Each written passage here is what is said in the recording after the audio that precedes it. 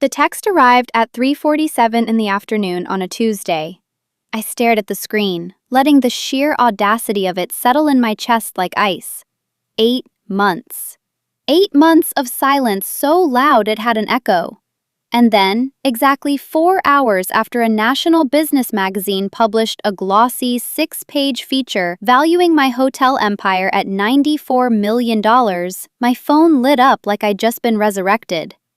Mom, we've always been so proud of you. Call me when you can.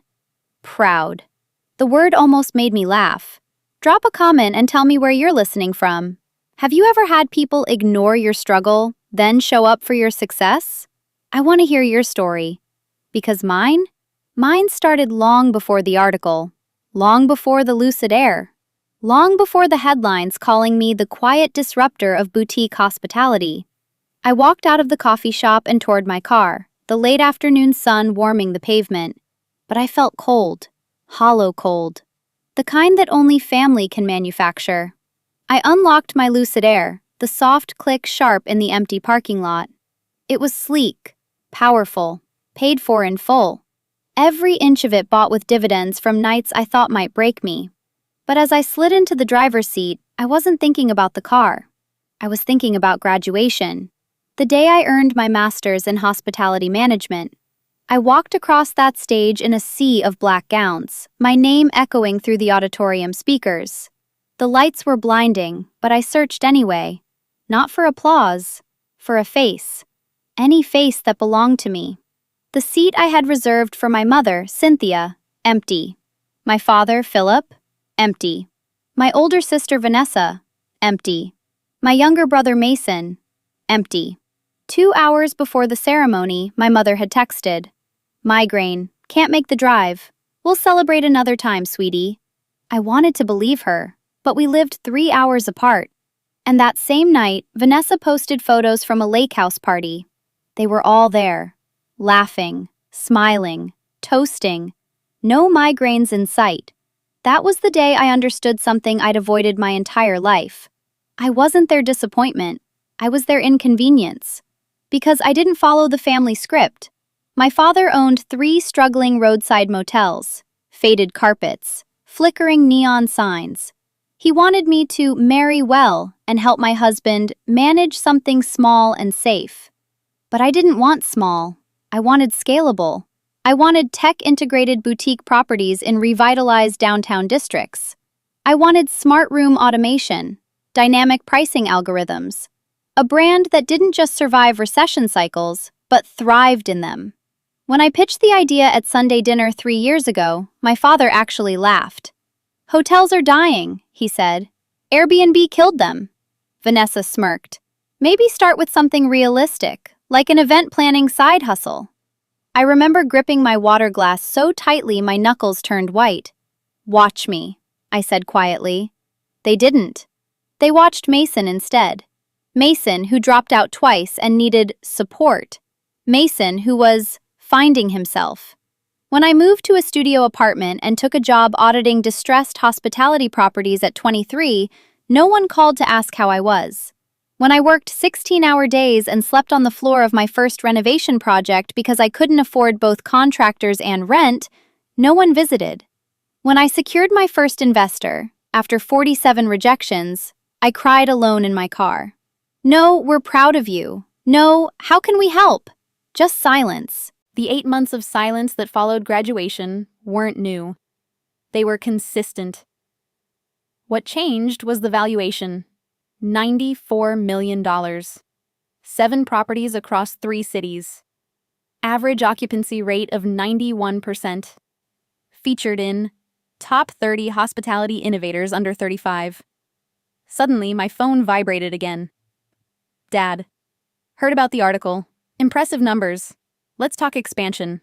I may have an opportunity." Opportunity. Now he had one? I started the car but didn't drive. Instead, I opened my email. There it was. From Vanessa. Subject line, "Family investment idea." I actually smiled, not because it was sweet, because it was predictable. She wanted funding for a lifestyle wellness retreat. Something aligned with your brand. Of course it was. 8 months ago, I asked her to attend my first property's grand opening. She replied 3 days later. Busy. Maybe next one. Now she wanted equity. Here's the thing about being ignored during your struggle. You learn to build without applause. And when you build without applause, you don't crave it later. I put the car in reverse and drove home to the penthouse I'd purchased last winter. Not to prove anything, but because I liked the skyline view. My phone buzzed again. Mom. This time a call. I let it ring. Then I sent a single text. I'm in meetings this week. Please contact my office for business inquiries. Petty? Maybe. But here's what they didn't know. 4 months ago, before the magazine article, I bought my father's 3 motels. Quietly, through an LLC. He'd been months from foreclosure. Occupancy under 40%. Deferred maintenance stacked like unpaid apologies. I didn't buy them to save him. I bought them because the land was strategically placed for redevelopment, and because sometimes revenge isn't loud. Sometimes it's leverage. Last week, my legal team finalized the rebranding plan.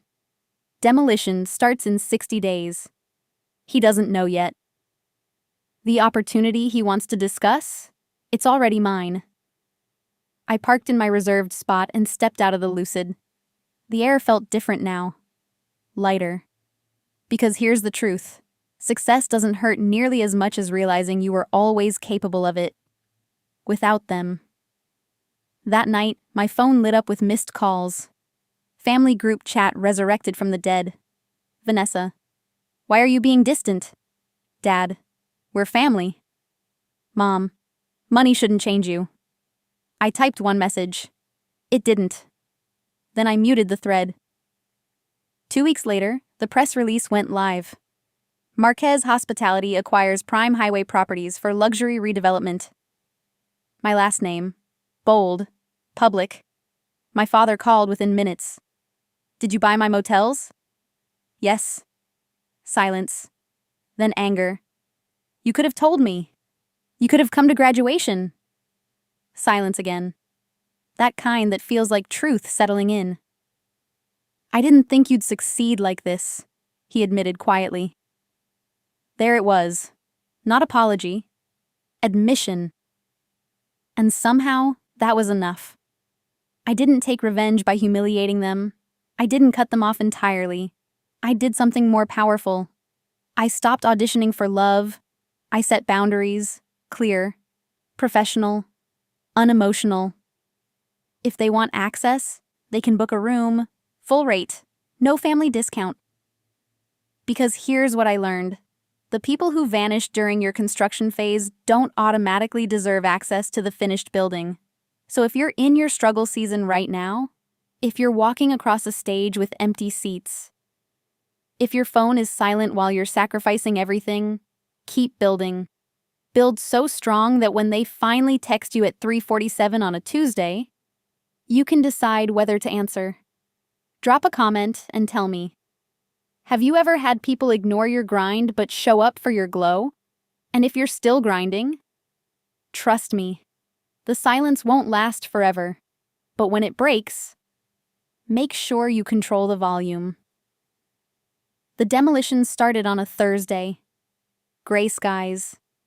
Heavy air. The kind of morning that feels like something is ending, even if no one says it out loud.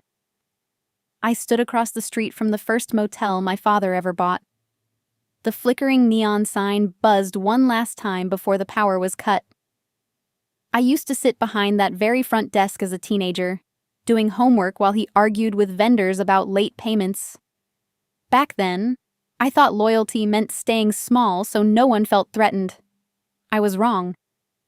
The excavator's arm lifted, concrete cracked, and with it, something inside me finally settled. My phone buzzed. Dad. I let it ring once before answering. You're really tearing it down, he said. Not angry this time. Just tired. Yes. That place fed us. I swallowed. It also almost bankrupted you. Silence. Then quieter. I didn't know how to grow it. There it was. Not pride, not dominance, just truth. I did, I replied. Another pause. Longer this time. I should have come to your graduation. It wasn't a grand apology. No dramatic music. No cinematic reconciliation. But for the first time in my life, he wasn't dismissing me. He was seeing me. And oddly enough, I didn't need it anymore. That's the thing about healing after success. You don't win by crushing people. You win by outgrowing the version of yourself that begged for their approval. Over the next 3 months, the redevelopment moved fast. What used to be faded carpets and broken ice machines became architectural renderings of glass, greenery, and rooftop dining. Investors doubled down. Occupancy pre-bookings exceeded projections before construction was even complete. And the article that started it all? It wasn't the peak. It was the floor. Mom eventually asked to visit one of the new properties, not for a handout, just to see it. I met her in the lobby of our flagship hotel opening night. Marble floors, warm lighting, staff in tailored uniforms, everything intentional, everything earned. She stood in the center of it all and turned slowly. "You built this?" she whispered. "Yes." Her eyes watered, and for a second, I saw the version of her that used to braid my hair before school. The version before comparisons, before favoritism, before small expectations. "I didn't understand you," she said. "I know." And I did, because sometimes people reject your vision simply because it scares them. Growth forces mirrors into people's hands. Not everyone wants to look. Vanessa never pitched the retreat again. Mason sent a short text. "Proud of you, for real." It wasn't poetic, but it was honest. We're not suddenly a perfect family. We don't do weekly dinners. We don't pretend the silence didn't happen. But something shifted. The dynamic changed the day I stopped chasing validation and started operating like the CEO of my own life. Here's the real revenge no one talks about. It's not money. It's not headlines. It's not pulling up in a luxury car. It's emotional detachment. It's answering guilt with boundaries. It's refusing to shrink so others feel taller. The grand opening night ended with applause as I stepped onto the rooftop stage to thank investors, architects, and staff. I didn't thank my family, not out of spite, but because this was mine. Built in silence, sustained in discipline, protected by self-respect. Later that night, as the city lights reflected off the glass towers around us, I checked my phone one last time. 3:47 a.m. A message from Dad. "I'm proud of you. No business talk. Just proud." I stared at it for a long time. Then I replied, "Thank you." Not because I needed it, but because I could accept it without feeling small. That's power. So if you're listening right now and you're in that quiet season, the season where nobody claps, where nobody shows up, where your wins feel invisible, keep building, because when the silence finally breaks, you won't be the same person who needed it to. And that's the glow up no one can take from you.